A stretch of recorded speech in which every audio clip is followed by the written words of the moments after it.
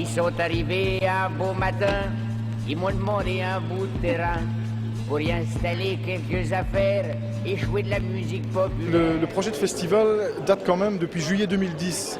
Donc ça fait quand même 2 ans et demi qu'on en parle du projet. Hein. À l'époque, Gérard Rinaldi était encore bien parmi nous, était d'accord d'y participer.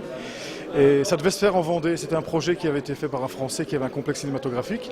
Il m'avait invité pour faire une exposition là-bas et que je prenne contact avec les Charlots. Donc j'avais fait ça, j'avais pris contact avec les Charlots en leur parlant du festival. Et malheureusement, suite au décès de Gérard qui nous a quittés en mars dernier, le Français a annulé carrément le projet de festival. Je me suis dit on était bien avancé dans ce projet. Je me suis dit je vais le reprendre à mon compte. Et grâce au soutien du Centre culturel de la Posterie de Courcelles, on a pu mettre en place ce projet qui est assez fou, on va dire. Hein. Je ne pense pas que quand on fait ce genre de film, on se dit ça va marquer une époque ou un truc comme ça. Or, visiblement, les gens sont fous de joie de parler de ces souvenirs et de leurs souvenirs d'enfance. Et ils ont montré ça à leurs enfants, voire à leurs petits-enfants. Donc c'est hallucinant. Quand Gérard Rinaldi est parti faire son téléfilm sur TF1, j'ai donc succédé à Gérard. Merci beaucoup, on m'apporte un verre d'eau.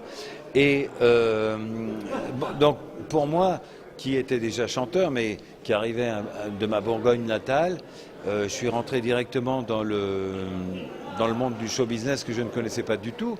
Et avec mes camarades, j'ai appris beaucoup. Bon, j'avais déjà fait de la scène, etc. Mais je ne regrette pas du tout de ne pas avoir connu les premières années. Ô temps cruel, suspends ton vol. Bon, Gérard me manque beaucoup. J'ai fait les 2 ans de tournée avec lui sur Ashton, les 2 avant-dernières saisons.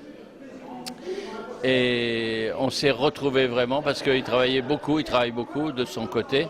On s'était pas perdu de vue, mais un petit peu séparés. Et c'était un immense plaisir. On a rigolé pendant cette tournée, c'était formidable. On s'est amusé sur scène, on s'amusait réellement, sincèrement. C'était pas de la frime, on se faisait rire. Et c'était un vrai plaisir, un plaisir. Il me manque énormément, évidemment.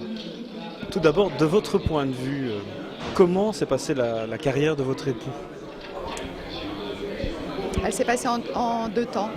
En fait, il y a eu la carrière avec les Charlots, bien sûr, que tout le monde connaît. Une carrière qui est celle de la jeunesse, de la légèreté. Je crois qu'ils se sont bien amusés et dans le cadre de ce festival, je dois dire que je suis assez touchée de revoir ces images de jeunesse où paraissent effectivement cette liberté, ce ton léger qui appartient à la jeunesse. Voilà. Et puis il y a cette autre carrière que mon mari a eue dans un 2e temps, une carrière en solo, qui peut-être l'a révélée davantage parce que ça lui ressemblait plus. Mais c'était aussi l'âge de la maturité. En fait, il y avait chez Gérard sans doute 2 aspects de sa personnalité qui ont été exploités à 2 moments différents de sa carrière, de sa vie. Voilà.